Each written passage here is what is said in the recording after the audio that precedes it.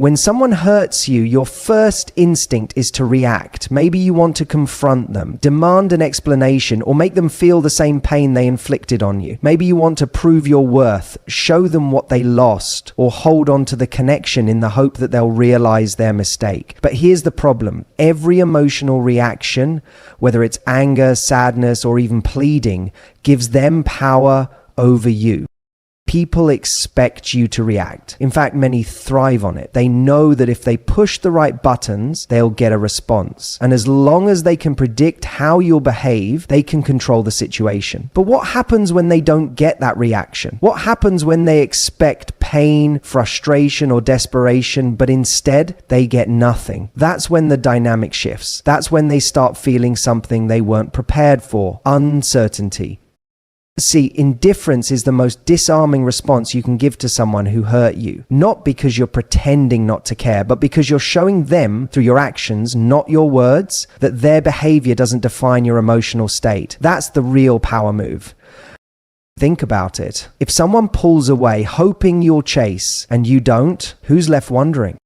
If they expect you to beg for their attention, but you stay silent, who's the one waiting now? If they try to manipulate you, expecting an emotional reaction, and you remain calm, who loses control of the game? This isn't about playing mind games. It's about taking back control of your emotions. It's about refusing to let someone else's actions dictate your state of mind. Because the moment you let your emotions become a reaction to their behavior, you give them the ability to control you. And the second you take that power away, that's when they start questioning everything. Now, let's break this down psychologically. Why does indifference work so well? First, it disrupts the pattern. Most people hurt others and expect a familiar response, whether it's tears, arguments, or an attempt to fix things. That predictable response feeds their ego. It reassures them that they still have some level of influence over you. But when they don't get that, when you break that pattern, their brain doesn't know what to do with it. That's why it's so unsettling. It forces them to sit with their own actions instead of distracting themselves with your reaction. Second, it removes the emotional reward. People who hurt you, whether intentionally or unintentionally, often get some kind of psychological payoff from it. Maybe they feel powerful knowing they can affect you. Maybe they enjoy feeling chased. Maybe they just want to feel important in your life. But when you refuse to engage, when you act as if their actions are irrelevant to you, that reward disappears. And without that emotional payoff, they start questioning their own impact. But let's be clear, this isn't about suppressing your emotions. It's not about pretending something doesn't hurt when it does. The goal isn't to be numb. The goal is to process your emotions without making them public currency, without handing them over to the person who caused them. Because the moment you do that, you turn your pain into a conversation instead of keeping it as a personal experience. So what does indifference actually look like in practice? It looks like not explaining yourself when they suddenly decide to come back. They don't need to know why you're moving on. Your silence says everything. It looks like not trying to make them feel guilty. Guilt is still a form of emotional engagement. The more you try to make someone see your pain, the more they know they still have a hold on you. Instead, let them wonder why you're not bothered. It looks like not posting things just to get their attention. If you're still shaping your actions around what they might see, they're still in control of your behavior. True indifference means you post, dress, live, and act for yourself, not as a strategy to trigger a reaction from them. And most importantly, it looks like not needing closure from them. Closure isn't something someone else gives you. It's something you decide for yourself. It's when you stop looking for validation from the person who hurt you and realize that their ability to hurt you was never a reflection of your worth in the first place. Because here's the reality. People don't regret losing someone who begs, who chases, who reacts emotionally. They regret losing someone who didn't need them, someone who walked away without looking back. That's why indifference is so powerful. It forces them to see you in a different light. It shifts the power dynamic. And most importantly, it protects your energy. Because at the end of the day, your peace is worth more than proving a point. So, the next time someone hurts you, don't give them the reaction they expect. Give them silence. Give them distance. Give them the unsettling realization that their actions don't affect you the way they thought they would. That's how you truly confuse them. That's how you reclaim your power. When someone hurts you, your instinct might be to respond directly, to call them out, demand an explanation, or try to make them see what they've done. You might want to prove your worth to them, show them they made a mistake, or at the very least, get closure. But the truth is, the most powerful response isn't a reaction, it's elevation. See, when you engage with someone who hurt you, you're still playing their game. You're still operating within the emotional framework they created, whether it's an argument, a plea for understanding, or even a subtle attempt to make them jealous. All of it keeps you tethered to them, and the more you engage, the more you keep yourself stuck. But when you shift your focus entirely, when you stop trying to get validation, stop waiting for an apology, stop needing them to acknowledge what they did, you free yourself in a way that's far more impactful than any words ever could be. Because the most confusing, most unsettling thing for someone who hurt you is realizing they no longer have any influence over your life. Most people expect a reaction. They expect anger, sadness, or some kind of attempt to regain connection. But when you completely redirect your energy into leveling up, when you start focusing on your growth, your happiness, and your own expansion, it changes everything. Suddenly, they're not the center of your world anymore. Suddenly, they're not as important as they once thought they were. And that realization, that's what shakes them. Because here's what you need to understand. People don't feel the weight of losing you when you tell them what they did wrong. They feel it when they see that their absence has only made you stronger. When someone hurts you, they often assume they've taken something from you. Your confidence, your joy, your ability to trust. And if you stay in that space, if you remain in pain, in longing, in analysis of what went wrong, they continue to hold power in your life. But when you rise, when you become more vibrant, more fulfilled, more aligned with your best self, that's when they start questioning everything. Think about it. Have you ever seen an ex who seems unbothered and thriving, and suddenly you feel an urge to reconnect? Not because you necessarily want them back, but because their detachment makes you wonder why you didn't have the impact you thought you did. That's exactly what happens when you shift your energy from proving your worth to simply embodying it. So how do you do this in practice? First, you remove your focus from them entirely. This means no checking their social media, no wondering what they're thinking, no analyzing their actions. Every moment you spend thinking about them is energy you're taking away from yourself, and that energy is better spent on your own evolution. Second, you pour that energy into something that expands you. Maybe it's your fitness. Maybe it's a career move. Maybe it's a passion project you've been neglecting. Whatever it is, it has to be something that builds you up. Not as a way to show them, but as a way to reclaim your power.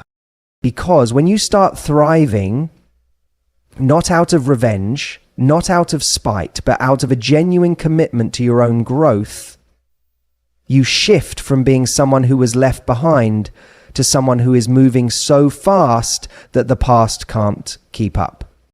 And that's where real transformation happens, not in getting them to regret losing you, but in reaching a place where their regret is irrelevant. Now, let's be clear, this isn't about pretending to be happy. It's not about faking confidence or using success as a shield for unresolved pain. It's about genuinely building a life that is so fulfilling, so aligned with who you are, that looking back feels unnecessary.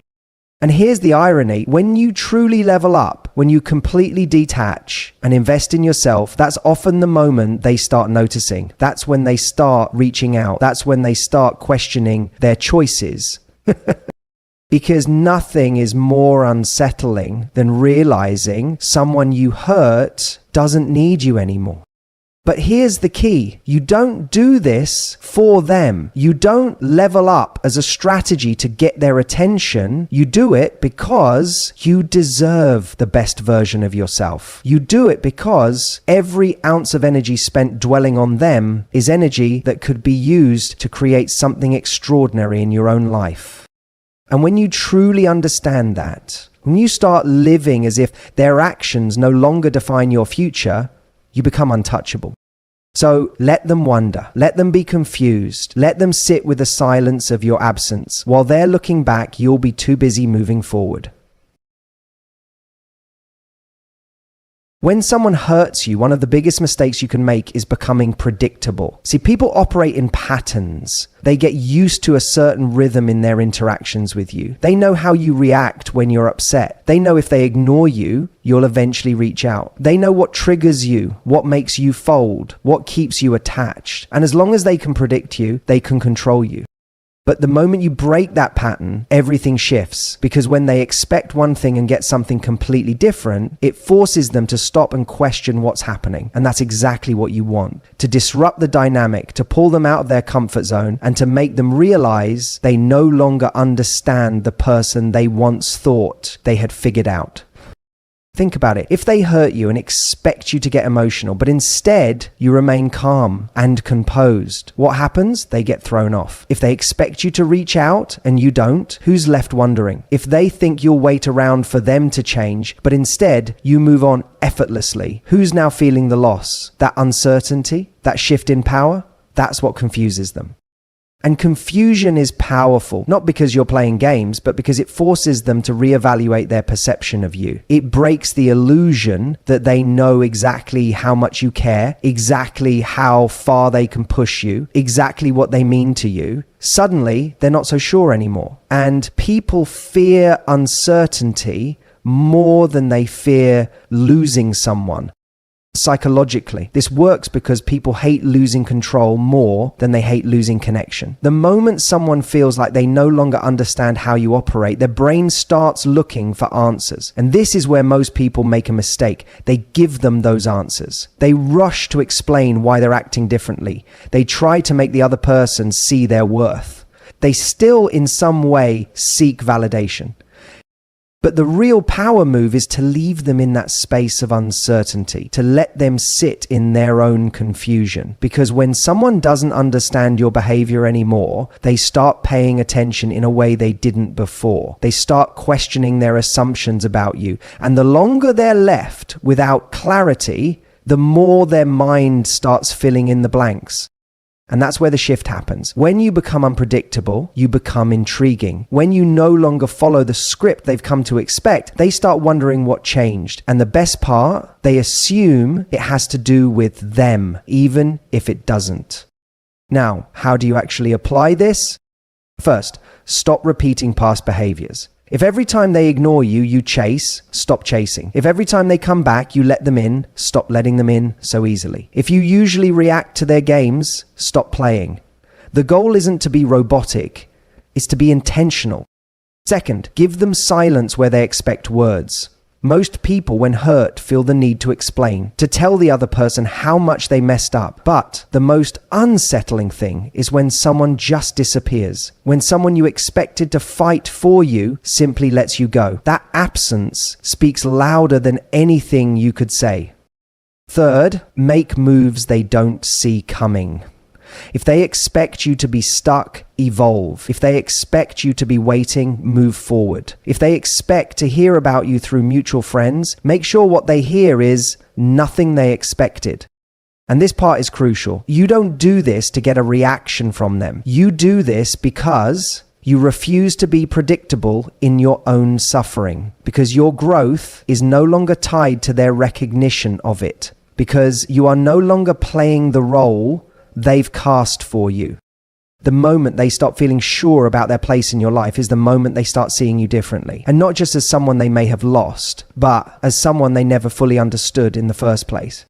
And when you reach that point, when you truly become someone they can't read, can't predict, can't control, that's when they realize they never had the power in the first place. When someone hurts you, it's easy to get stuck in a story where you're the one who was wronged, betrayed, or abandoned. And for a while, that story might even feel true. You might tell yourself, I gave them everything and they didn't appreciate it. Or, I never deserved this. I was good to them and they still hurt me. And while those feelings are valid, they also keep you locked in a cycle where the other person still holds all the power. Because as long as you see yourself as the person who was hurt, you are defining your experience through them, through what they did, through what they failed to see. And the more you replay that story, the more you reinforce the idea that their actions determined your value. But what if you shifted the narrative? What if instead of seeing yourself as the person who got hurt, you saw yourself as the person who got redirected? What if this wasn't just something that happened to you, but something that happened for you? Think about it. Every time you've been hurt, every time you've been forced to let go of someone who didn't appreciate you, there was also an opportunity in that pain, an opportunity to learn, to evolve, to raise your standards, to see things more clearly. But most people miss that opportunity because they're too busy looking backward. When you shift the way you frame what happened, everything changes. Instead of asking, why did they treat me like this? You start asking, why did I accept it for so long? Instead of thinking, I just need them to see my worth, you start realizing, I need to see my own worth first. And instead of trying to make them regret losing you, you start focusing on making sure you never betray yourself again. And this shift, this reframe, it confuses the person who hurt you because they expect you to stay stuck in their version of the story. They expect you to see yourself the way they treated you. And when you don't, when you rewrite the entire meaning of the situation in your favor, it disrupts everything they thought they knew.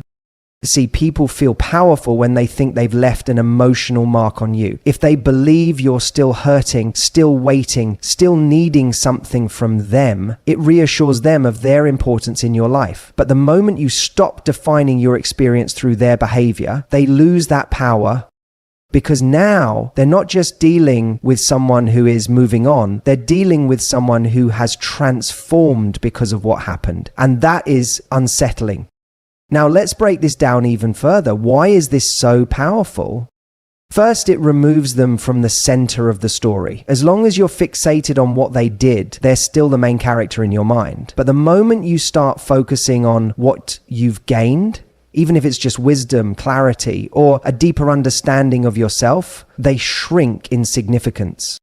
Second, it forces them to question their own impact. If they expected you to be broken, but instead you're thriving, it makes them wonder, did I ever have the power I thought I did? Because people don't regret hurting someone who begs for closure. They regret hurting someone who used that pain to evolve beyond them. Third, it frees you. And that's the most important part, because this isn't about manipulating their emotions. This isn't about playing a game or trying to get inside their head. This is about reclaiming your own story so that their choices no longer define your future. So, how do you apply this? First, stop telling the same story. Every time you catch yourself thinking, I can't believe they did this to me, shift the focus. Ask yourself, what did I learn from this? How did this redirect me towards something better? Second, stop looking for validation from them. You don't need them to admit they were wrong. You don't need an apology to move forward. Their understanding is irrelevant to your healing. And third, start living in a way that proves you are not the same person they walked away from. Not to impress them, not to prove a point, but because you owe it to yourself to make sure that this experience made you stronger, not smaller. Because at the end of the day, the best way to confuse someone who hurt you isn't by trying to make them see your worth. It's by reaching a place where their recognition of your worth no longer matters. When someone hurts you, your first instinct might be to prove something, to show them what they lost, to make them regret their choices, to ensure they understand your value. And while that desire is completely natural, it's also a trap. Because the moment you seek validation from someone who already undervalues you, you're reinforcing the very dynamic that allowed them to hurt you in the first place. But there's a way to completely flip the script. Instead of chasing closure, instead of trying to make them see, instead of waiting for their acknowledgement, you do something far more powerful. You take your attention away entirely. You don't just move on, you move up. You elevate yourself in such a way that their opinion becomes irrelevant, not because you're pretending it doesn't matter, but because you've genuinely outgrown the need for it. See, most people think the opposite of love is hate, but it's not. The opposite of love isn't even indifference. It's irrelevance. It's when someone who once had the ability to shake you no longer has a seat at the table. It's when their choices, their words, their validation or lack of it no longer factor into your self-worth. That's when the real shift happens. Because let's be honest, most people expect you to react. They expect you to be hurt. They expect you to hold on, to process, to wait, to wonder. But the moment you detach completely, the moment you no longer give them access to your mind, they lose control. And that's where they get confused, because now they're the ones wondering. And let's be clear, this isn't about playing games. It's not about pretending you don't care when you do. It's about getting to a place where you genuinely no longer need their understanding. It's about reaching a level where you're so focused on your own growth, your own goals, your own joy, that looking back isn't even a consideration. Think about the people who have had the biggest impact on your life, the ones you truly respect, admire, or regret losing. It's never the ones who begged for your validation. It's the ones who, despite whatever happened between you, continued to thrive. The ones who didn't need to announce their success, but whose absence spoke for itself. And that's the energy you step into when you stop trying to prove anything. You stop posting cryptic quotes hoping they'll see them. You stop engineering situations where you might run into them. You stop tracking their moves, wondering if they miss you, hoping they'll reach out. Instead, you redirect every ounce of that energy into becoming the best version of yourself, not to impress them, not to make them regret losing you, but because you deserve it.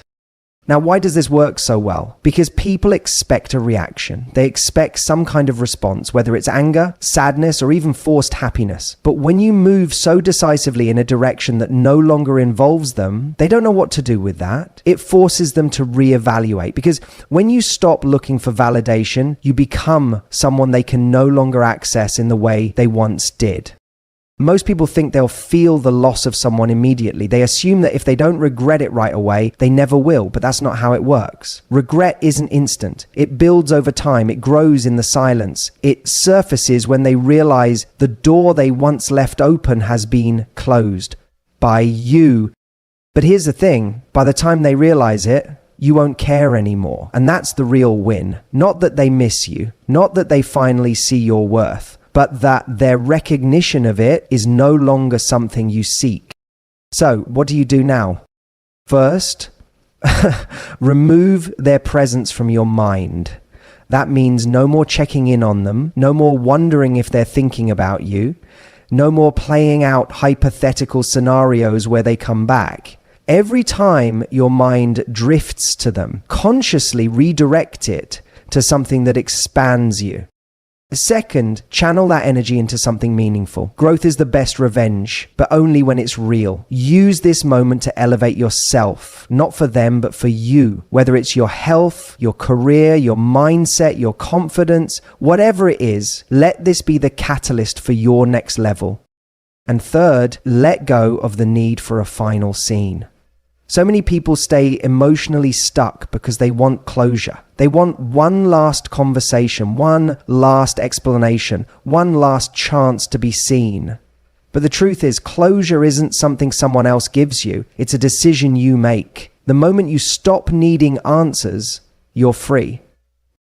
Because at the end of the day, the most confusing thing you can do to someone who hurt you is to become so powerful in your own life that their absence feels like nothing more than a footnote in your story. And when you reach that point, that's when you win.